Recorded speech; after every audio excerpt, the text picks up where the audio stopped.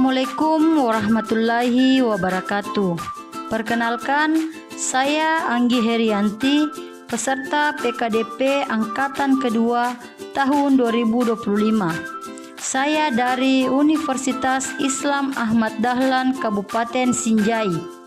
Berikut video mengajar saya pada mata kuliah perangkat lunak matematika dengan materi jenis-jenis model pengembangan perangkat lunak.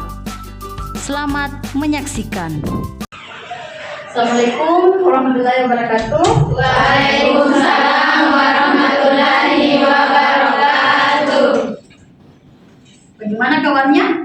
Alhamdulillah. Baik, Bu. Alhamdulillah baik. Kalau dilihat dari mukanya sih ya segar-segar semua ya. Alhamdulillah. Baik, selamat siang.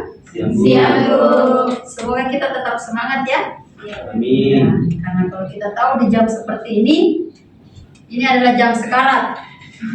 Ya, sudah sholat, sudah makan dan merasa kenyang. Kalau kita sudah merasa kenyang, pasti Ingin tidur. ingin tidur. Semoga tidak ada jam tidur. Atau Tidak sibuk. tidak ji. Ya. A'udzu billahi minasy syaithanir rajim. Bismillahirrahmanirrahim. Wadhkuruni azkurkum washkuruni wala ta'furun. Artinya, maka ingatlah kepadaku, aku pun akan ingat kepadamu. Bersyukurlah kepadaku dan janganlah kau ingkar kepadaku. Shadaqallahul adzim. Baik ya. Dari pemaparan ayat yang disampaikan oleh saudara Rantau bahwa kita harus selalu mengingat Allah. Jadi kita diharap untuk selalu mengingat Allah apapun aktivitas yang kita lakukan. Jangan sampai kita lalai.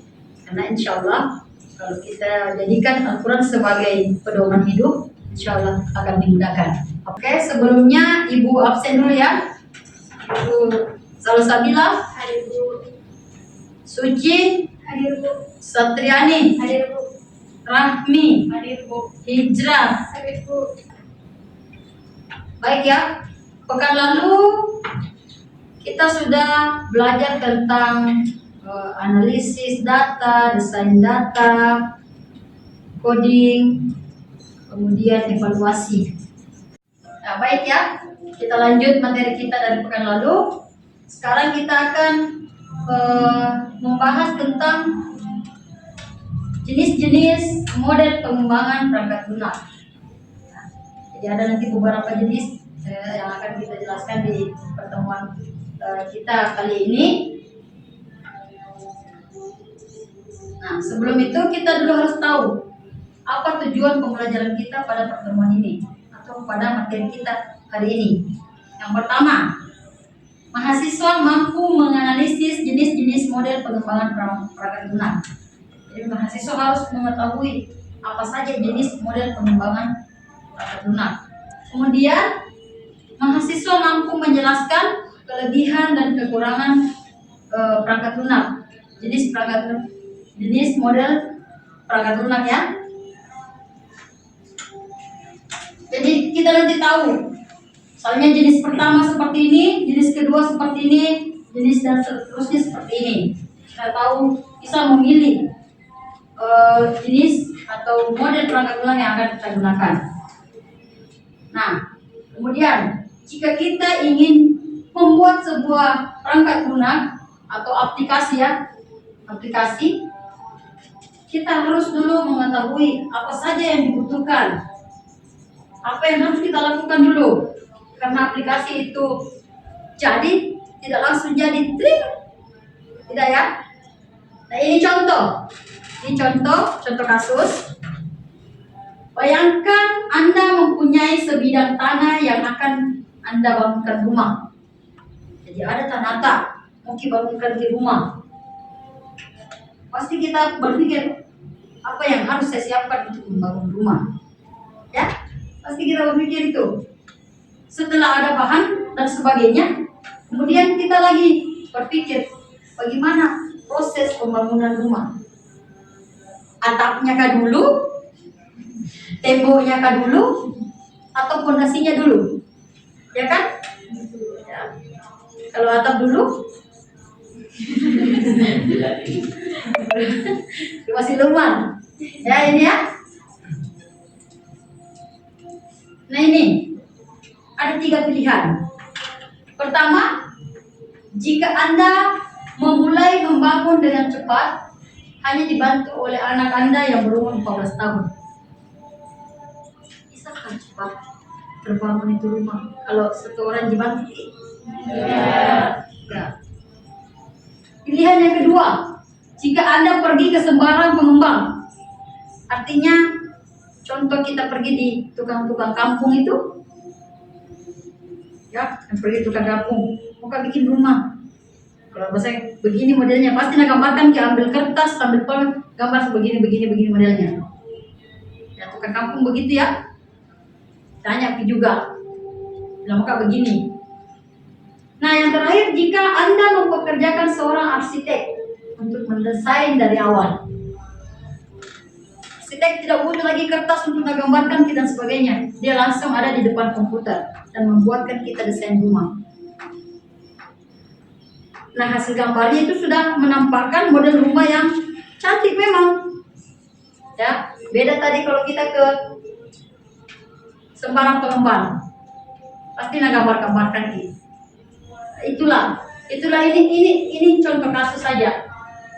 Kalau kita mau bangun rumah, kemudian kita arahnya kemana? Mungkin bangun rumah dengan cepat, kita harus kemana? Di antara ketiganya. Kemana? Yang ketiga. Ya, yang ketiga. Pastinya ke arsitek. Karena arsitek itu dia itu memang kerja siang dan malam. Oke, bagaimana dengan membangun perangkat lunak? Itu tadi implementasi jika di rumah ya, itu contoh ke dalam kehidupan sehari-hari ini. Software development biasanya akan melakukan hal yang sama ketika mendapatkan persoalan sederhana yang membutuhkan solusi komputasi.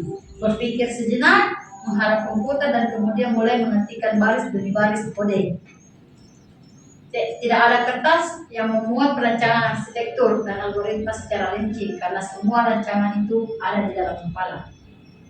Sama seperti tadi, kita kembalikan ke kasus yang tadi. Yang kedua, yang sembarang pengembang, pasti dia butuh dulu kertas-kertas, gambarkan meskipun kita tidak tahu bagaimana modelnya ini. Karena pasti dia gambar buat dimensi saja. Coba kita ke arsitek, dia tidak butuh kertas karena semua ada di pikirannya. Nah itu ya, itu contoh. Nah oleh karena itu kita memerlukan desain perangkat lunak. Jadi sebelum kita memang membangun sebuah perangkat lunak atau aplikasi, kita butuh hal-hal seperti ini. Kita butuh dulu apa yang kita butuhkan, apa yang kita cari, apa yang kita harus siapkan untuk membangun sebuah perangkat lunak. Ya. Nah ini jenis-jenis perangkat lunak. Ada 3 jenis perangkat lunak yang akan kita bahas untuk pertemuan kali ini. Nanti Ibu bagi 3 kelompok dengan materi ketiganya ini, ya. Nanti kelompok tersebut, masing-masing kelompok menggambarkan dari ketiga jenis ini. Bagaimana model jenis model waterfall, bagaimana jenis model prototyping, dan yang terakhir adalah bagaimana jenis model spiral. Jadi nanti Ibu bagikan alat peralatannya, silakan gambarkan di situ. Kemudian nanti kita sharing dengan kelompok-kelompok lain. Silakan ya, jelaskan apa model. Oke, kelompok pertama kelompok di sini membahas tentang model waterfall. Kemudian kelompok di sini membahas tentang prototype. Dan yang terakhir di sini membahas spiral ya. Ibu kasih waktu 15 sampai 20 menit untuk mendiskusikan.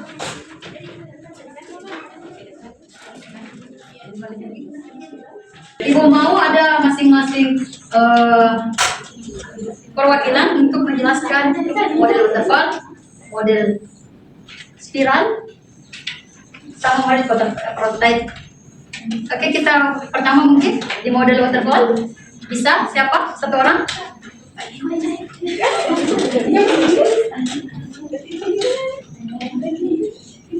Kita satu orang, jangan malu-malu.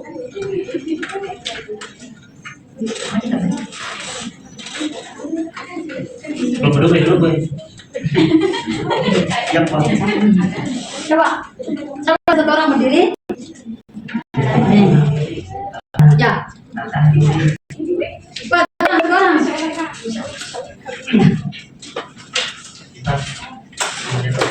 Tolong yang lain perhatikan. Jadi nanti kita bisa membandingkan antara model 1, model 2, dan model ketiga. Silakan, dibesar-besar mungkin besar ya, suaranya. Baik, terima kasih atas kesempatan yang telah diberikan. Sebelumnya perkenalkan, saya perwakilan dari kelompok 1. Adapun yang akan saya jelaskan di sini yaitu terkait model waterfall. Dari teman-teman ada yang tahu apa artinya model waterfall? Oke, betul sekali. Jadi di sini di dalam model waterfall ada beberapa cara yang dilakukan, terbagi menjadi 5. Yang pertama yaitu sistem analisis, di mana di sini kita melakukan pembentukan, yaitu kita melakukan pembentukan terhadap kebutuhan yang dibutuhkan di dalam analisis tersebut. Selanjutnya yaitu desain. Yang kedua itu kita melakukan desain, di mana kita mengubah kebutuhan menjadi suatu bentuk. Yang ketiga yaitu implementation atau pelaksanaan. Di sini kita melakukan suatu pelaksanaan penulisan terhadap suatu program. Yang keempat yaitu kita melakukan testing atau pengujian, di mana kita melakukan pemeriksaan pada suatu program atau mencari suatu kesalahannya. Yang terakhir yaitu maintenance atau pemeliharaan. Sorry, saya tidak tahu bahasa Inggris ya teman-teman. Di mana artinya itu pemeliharaan, di mana kita melakukan pemeliharaan sistem atau menambahkan fungsi. Dari teman-teman, dari sistem model waterfall ini memiliki kelebihan dan kekurangan. Adapun kelebihannya yaitu ya struktur yang jelas dan dokumentasi yang komprehensif, dan adapun kekurangannya yaitu terletak pada fleksibilitas yang terbatas dan kesulitan dalam mengakomodasi perubahan kebutuhan. Baik, mungkin itu saja yang dapat saya sampaikan terkait model waterfall. Baik, saya kembalikan. Oke, baik ya. Ini bisa kita lihat model waterfall, silakan duduk. Ya, bisa kita lihat model waterfall ini. Dia dari tahap pertama, kedua, ketiga, keempat, dan kelima. Dia secara terstruktur ya. Oke. Dia secara terstruktur dulu. Ya mungkin ya, makanya tadi kita contohkan dia sebagai air terjun. Karena tidak mungkin langsung di tahap implementasi. Tidak mungkin langsung ada di tengah, langsung ke bawah. Pasti dari atas sampai ke bawah, oke?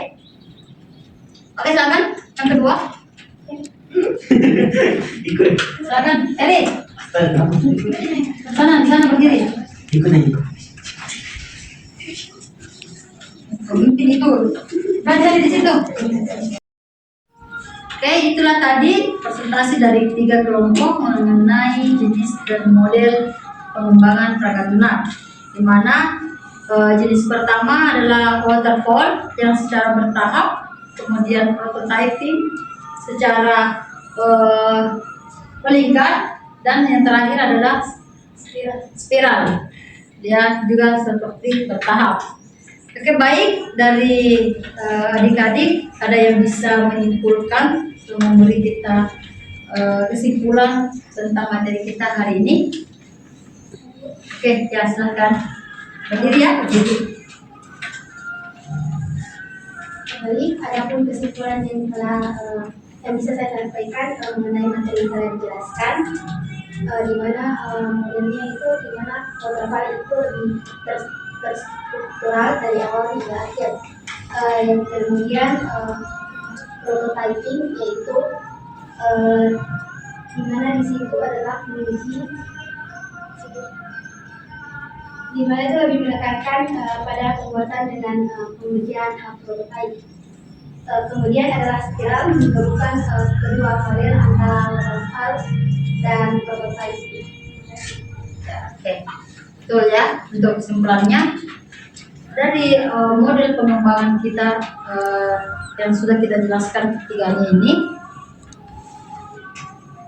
di sini ada makna mulai dari analisis, desain, implementasi, testing.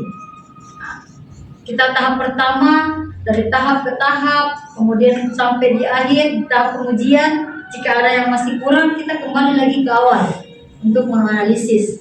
Nah, maknanya adalah kesabaran ya. Nah, ini tercantum juga pada surah Al-Insyirah ayat 5-8. Ada yang tahu? Nah, ayat ini yang berbunyi fa inna ma'al usri yusra. Fa inna ma'al usri yusra. Fa iza faraktaban wa ila rabbika farghab. Yang artinya setelah kesulitan pasti ada kemudahan dan mendorong seseorang untuk tidak mudah menyerah serta memperbaiki diri. Jadi di sini bisa kita implementasikan. Jadi kalau sudah kita menganalisis, desain, mengcoding, kemudian menguji, kembali lagi menganalisis, itu kan ada ujian kesabaran dan ada ujian untuk melatih diri kita untuk lebih baik lagi. Ya? Oke, baik. Sebelum Ibu tutup, Ibu ingin dulu mengetahui bagaimana pengetahuan atau daya tangkap adik-adik tentang materi kita hari ini. Jadi silakan buat semua kecil apa yang bisa adik-adik tangkap atau pahami tentang materi kita hari ini. Ibu kasih waktu 2-3 menit.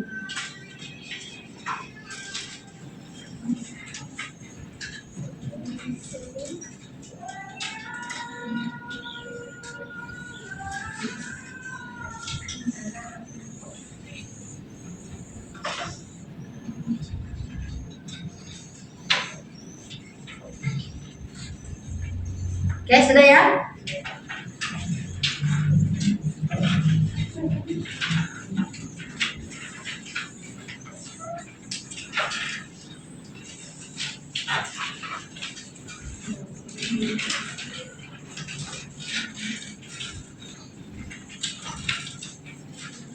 Ya. Baik, ada yang masih mau ditanyakan tentang materi kita hari ini? Insya Allah jelas ya? Baik. Oke, kalau begitu, kalau tidak ada lagi yang mau bertanya, Ibu rasa untuk pertemuan hari ini cukup sekian. Ini insya Allah pekan depan kita tes. Silakan pelajari materinya dari pertemuan pertama sampai pertemuan hari ini. Oke, baik. Demikian yang sempat Ibu sampaikan. Lebih dan kurangnya mohon dimaafkan. Wabillahi taufiq wal hidayah. Assalamualaikum warahmatullahi wabarakatuh. Waalaikumsalam.